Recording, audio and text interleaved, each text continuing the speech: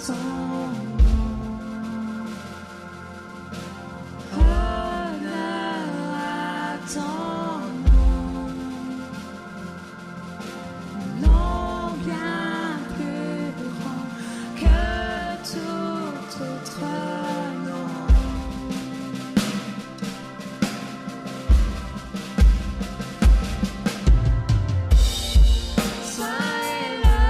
élevé.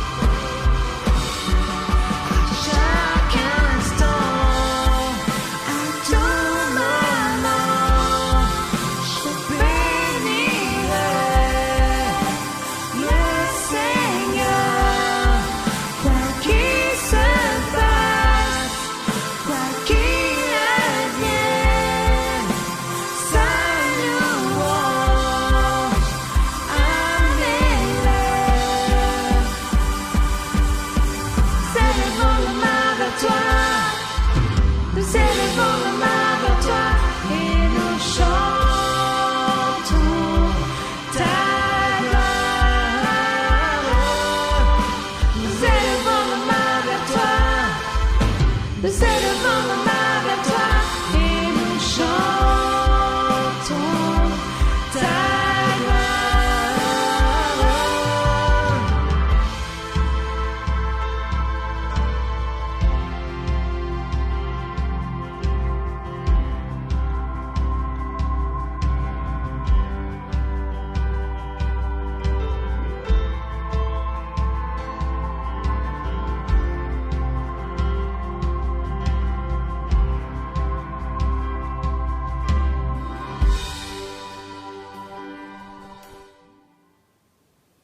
Bonjour à tous, merci pour l'équipe Louange pour cette petite capsule qui nous a permis d'avoir vraiment un moment excellent de louange dans la présence de Dieu.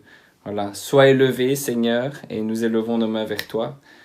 Et voilà, c'est bon d'avoir ces moments de communion avec Dieu et on vous encourage, vous les jeunes, à avoir ces moments quotidiennement. En général, on se rend compte que quand on est dans une atmosphère de louange, on se sent mieux, on se sent bien, on se sent en connexion, on se sent dans la paix de Dieu. Et c'est dommage parce que je pense qu'on pourrait plus recréer ça dans notre vie de tous les jours, mais on n'y pense pas spécialement. Mais il n'y a pas qu'à l'église ou quand il y a des petites capsules comme ça, mais au quotidien, vous pouvez vous entrer dans un moment de louange personnel pour vous recharger, vous reconnecter à Dieu. Je vais prier. Père, merci pour ce temps de louange et nous voulons en effet que tu sois élevé dans nos vies. Nous voulons élever nos mains vers toi, Seigneur. Nous voulons élever nos mains vers toi, crier à toi, faire appel à toi dans nos vies et te rendre grâce pour toutes choses, Père. On te rend grâce pour ce petit moment qu'on peut passer ensemble. Merci pour l'équipe technique qui s'est assurée que tout ça puisse être bien monté et retransmis. Et je te prie que tu puisses parler au cœur de chaque jeune, Seigneur, aujourd'hui, au nom de Jésus. Amen. Alors, le petit partage, ce sera court, je vous rassure. Le petit partage que j'ai envie de vous faire aujourd'hui, je vais l'appeler « Dieu, ton confort ou ton conflit ». Dieu, ton confort ou ton conflit. Un titre un peu bizarre. Cette semaine, j'ai été interpellé par une personne qui m'inspire beaucoup. C'est le pasteur Steven Furtick des États-Unis, pour ceux qui le connaissent. Bon, forcément, c'est en anglais, mais pour ceux qui comprennent un peu l'anglais, je vous invite vraiment à l'écouter, à lire de ses livres, parce que moi, il m'inspire beaucoup et je pense qu'il pourrait vous inspirer aussi. J'ai écouté une petite méditation de lui cette semaine. Et il a dit un truc de très intéressant qui m'a vraiment interpellé. En fait, il disait, bon, je vais paraphraser, mais que en général, on associe Dieu au confort et le diable au conflit. Donc, quand dans notre vie tout va bien, c'est la grâce de Dieu, c'est le confort de Dieu. Par contre, dès qu'il y a une montagne, dès qu'il y a quelque chose qui va moins bien, une épreuve, eh bien, c'est un conflit qu'on associe au diable. Et là, il a posé une question très intéressante.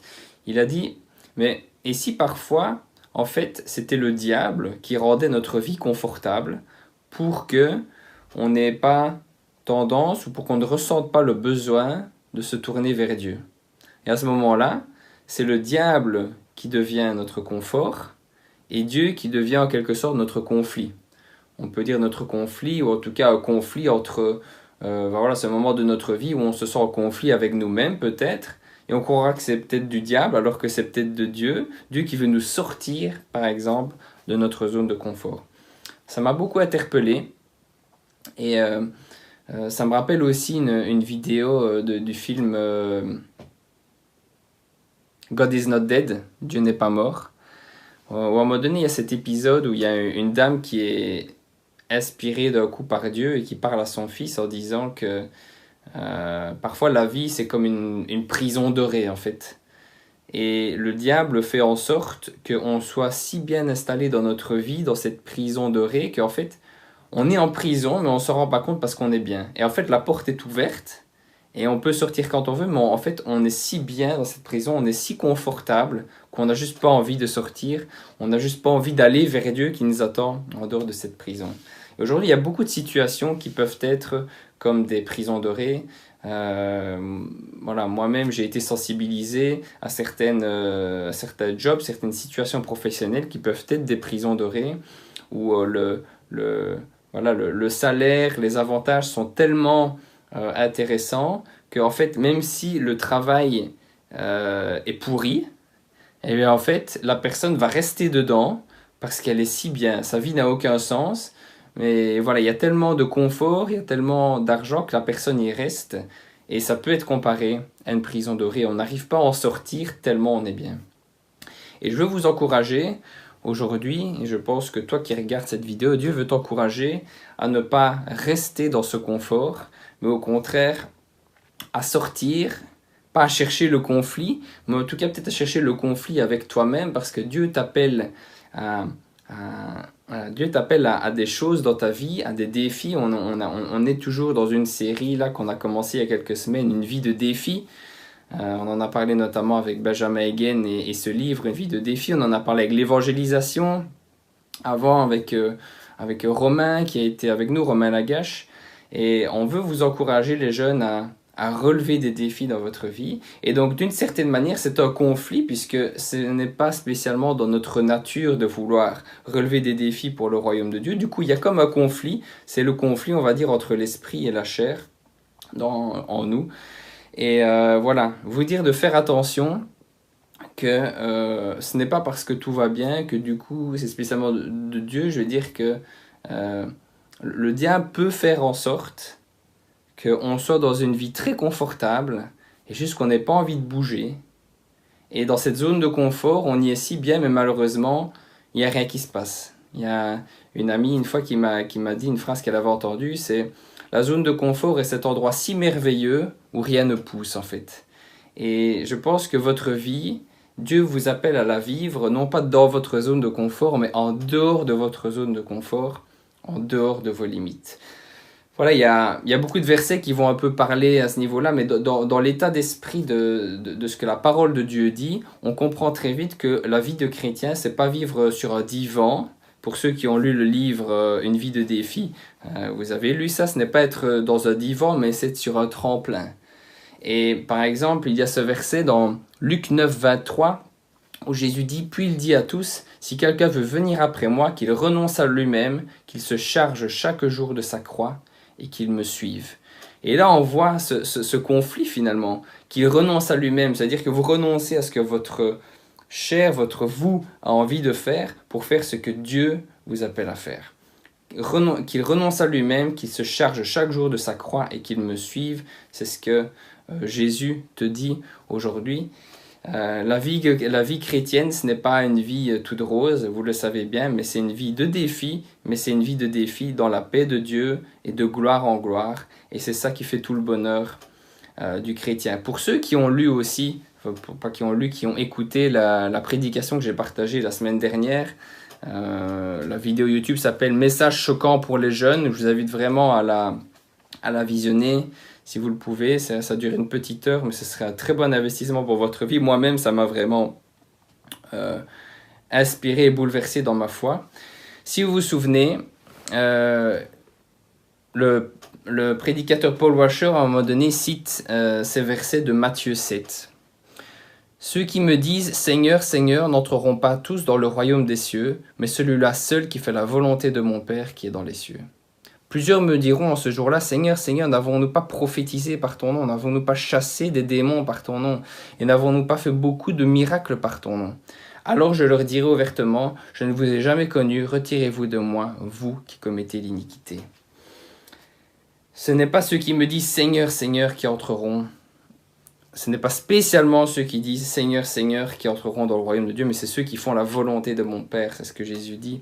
Et voilà, on a eu ce moment de louange où on a dit « Seigneur, sois élevé » où nous élevons nos mains vers toi. Et j'aimerais rappeler que élever les mains vers Dieu, élever le nom de Dieu dans notre vie, ce n'est pas juste par la parole, mais c'est aussi et surtout par notre style de vie, par nos actions. Et bien sûr, on a besoin, et c'est un parfum de bonne odeur à Dieu quand on élève une louange comme ça, avec nos mots, avec notre bouche. Il faut que ça vienne du cœur, évidemment, mais c'est un parfum encore d'une plus belle odeur que de consacrer sa vie à Dieu. Et du coup, pas juste de dire Seigneur, Seigneur dans notre louange, mais de faire la volonté de Dieu. Et je veux t'encourager, toi qui regardes la vidéo, à à sortir de cette zone de confort et à chercher à faire la volonté de Dieu, parce que le vrai bonheur, c'est l'obéissance de Dieu. Le vrai bonheur, ça doit pas être un objectif, en fait, parce que c'est juste la conséquence d'obéir à Dieu. Si tu veux connaître le vrai bonheur, cherche à obéir à Dieu, cherche à entrer dans les plans que Dieu a prévus pour toi. De nouveau, le vrai bonheur, c'est pas une vie toute rose sans épreuve, mais c'est une vie d'épreuve avec Dieu. C'est relever des défis pour la gloire de Dieu, et là vous connaîtrez le vrai bonheur. Donc, Dieu, ton confort ou ton conflit, on veut t'inviter aujourd'hui à te remettre en question. Et voilà, dans ces temps où voilà, on a vécu un temps de confinement, puis un temps de vacances, et puis c'est vrai qu'au niveau de notre vie sociale, forcément, elle n'est pas aussi déployée qu'il y a quelques mois, que l'année dernière, mais t'encourager voilà, à te remettre en question et à ne pas laisser le contexte actuel aussi te laisser juste te ramollir sur ton divan, mais que tu puisses vraiment chercher à accomplir la volonté de Dieu, à sortir de cette zone de confort. Tout comme Jésus est sorti de sa zone de confort en descendant, Jésus qui était aux cieux aux côtés de son papa, il est descendu sur terre, il est sorti de sa zone de confort et il est venu, il s'est incarné en homme pour nous apporter un message et pour mourir sur la croix pour nous. Jésus est sorti de sa zone de confort et il a été jusqu'à la croix pour nous sauver. Il est mort et ressuscité sur cette croix pour que tu puisses avoir accès à la vie éternelle, pour que tu puisses vivre une vie qui n'est pas comme ce que le monde propose, mais ce que la Bible propose, ce que Dieu te propose. Et voilà, j'espère que ça t'encourage, que ça va t'inspirer, te remettre en question.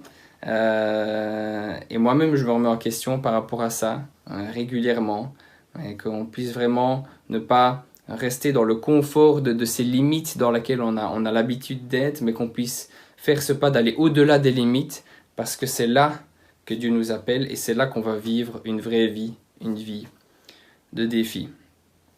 Et je vais prier pour conclure. Et je te dis déjà que si tu souhaites pouvoir parler simplement de ça, si tu as des questions, des choses que tu n'as pas très bien comprises par rapport à ce que j'ai dit, n'hésite pas à me contacter, à nous contacter en commentaire ou quoi. Et je serai ravi de pouvoir parler avec toi. Je vais prier. Seigneur mon Dieu, merci pour ce message que tu as déposé sur mon cœur et que tu m'as permis de transmettre. J'espère avoir utilisé les mots justes et que ça a pu parler au cœur des jeunes qui nous regardent.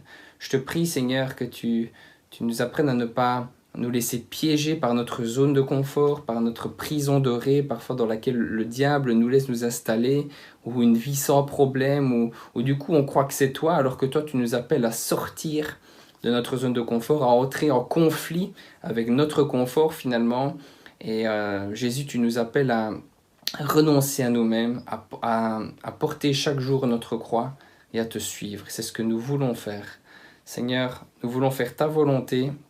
Viens transformer nos vies, transformer nos cœurs, transformer nos pensées, et que nous puissions marcher chacun dans le plan que tu as prévu pour nous, Seigneur. Nous voulons voir ta volonté s'accomplir dans nos vies, que nous puissions être des sources de bénédiction pour les gens qui nous entourent, Père. Nous te le demandons dans le nom de Jésus et pour ta seule gloire. Amen. Voilà. Bonne fin de journée à tous, bon week-end et à très bientôt. Bye bye.